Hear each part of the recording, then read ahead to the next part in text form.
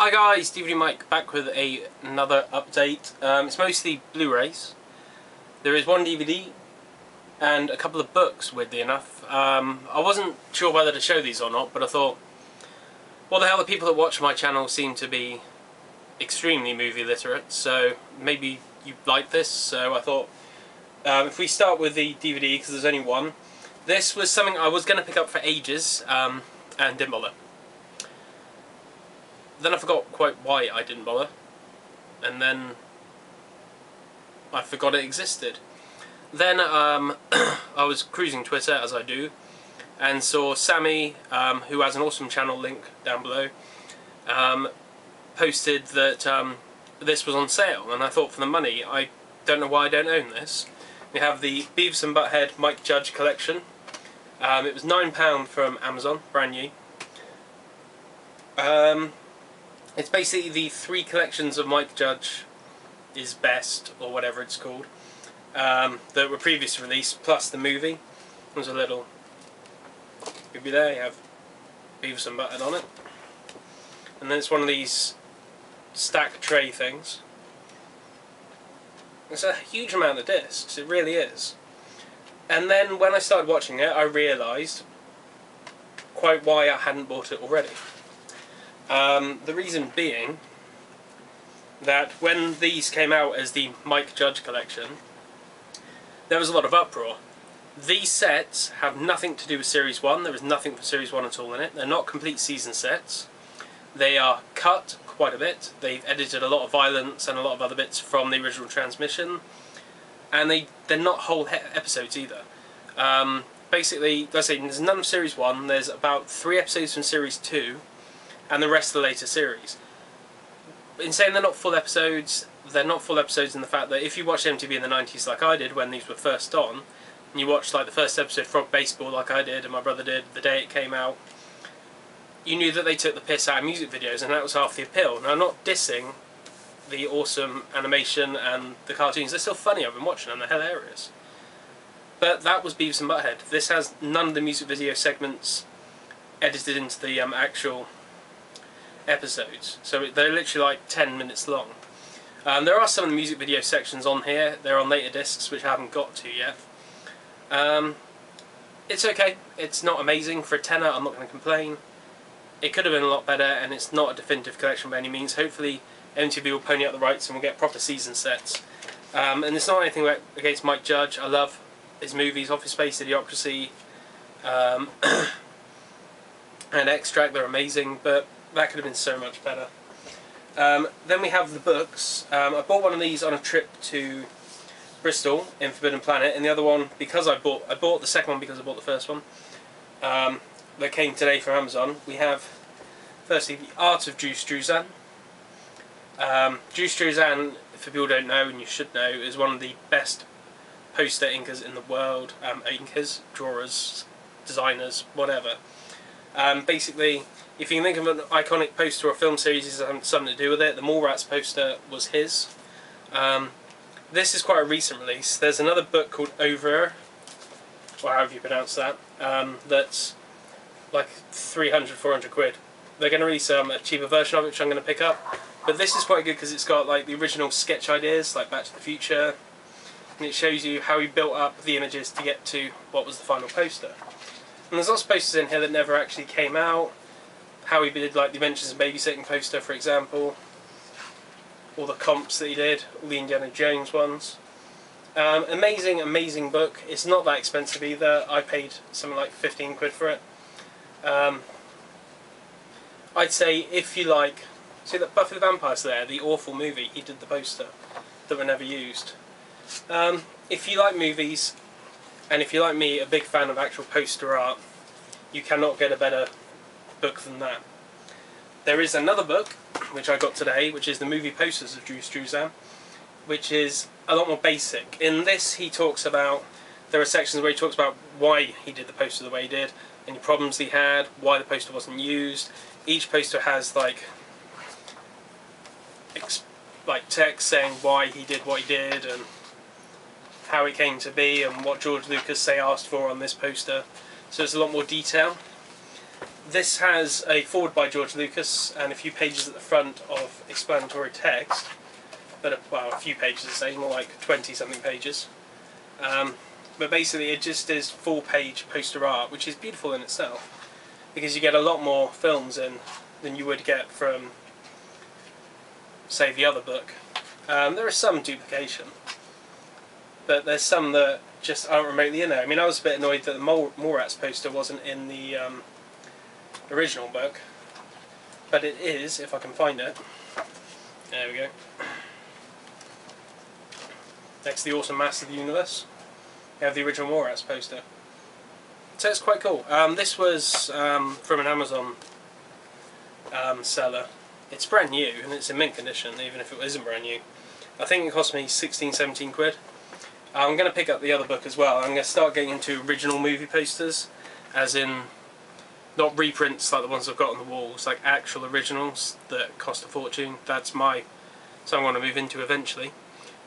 So with that out of the way, we'll get onto the Blu-rays. This might have to be a two-parter because I've rambled now about books. So starting with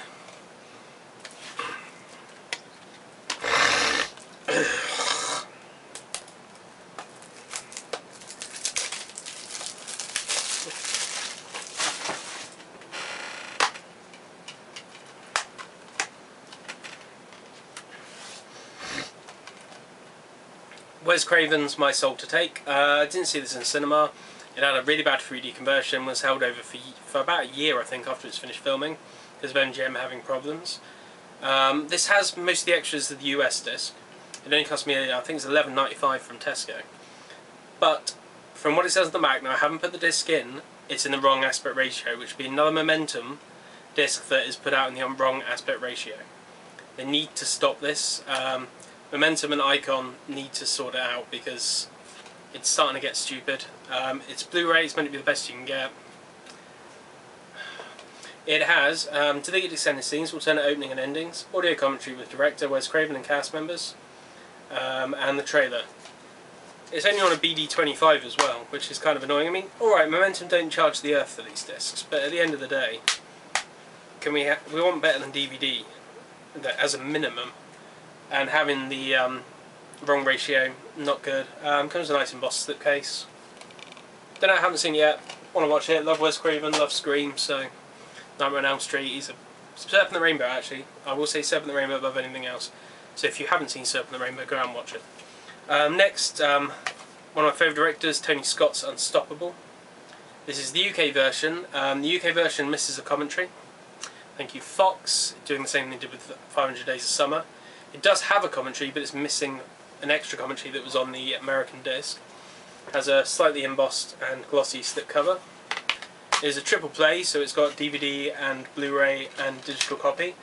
Interesting about the digital copy on this is the first digital copy to work with Android phones. It also works with a PS3, PSP, iPhone. It works with pretty much anything. It's like the most universal one there is, which Warner Brothers should take note with their stupid download codes. That's how you do a digital copy. It's a great film. People called it Return to Form for Tony Scott. I don't think he ever left his form. I'm quite happy with where his form was. It has Fastest Track Unleashing Impossible documentary.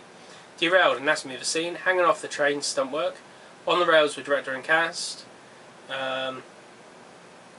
Where's the... It does have a commentary, I'm sure it does. I can't see it listed. I think, like I say, the American one has 2 commentary tracks, and the English one has 1, is what I've led to believe on the forums. I can only see 1 listed there, so if that has got no commentary track, I will be pissed off. The American one's region locked, so I can't even import that, so that sucks. Great film. If you like Tony Scott, and you should, because he's amazing, watch it. If you like Denzel Washington, watch it. It's got Captain Kirk in it as well, Mr. Chris Pine, so well worth watching. Like it, it's cool. And a beautiful, beautiful, that's how you do a reference Blu-ray. All Tony Scott films, apart from Crimson Tide, which is a bit iffy, the transfer. Apart from Crimson Tide, all Tony Scott films make excellent Blu-rays. Same with Michael Bay.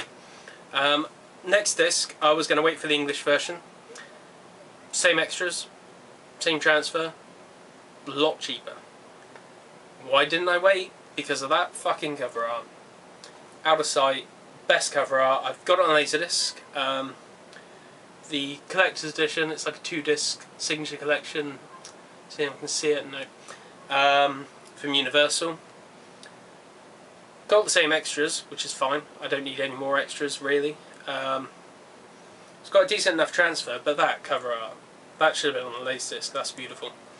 That was one of the original posters, and the whole thing with the floating gun I've never liked.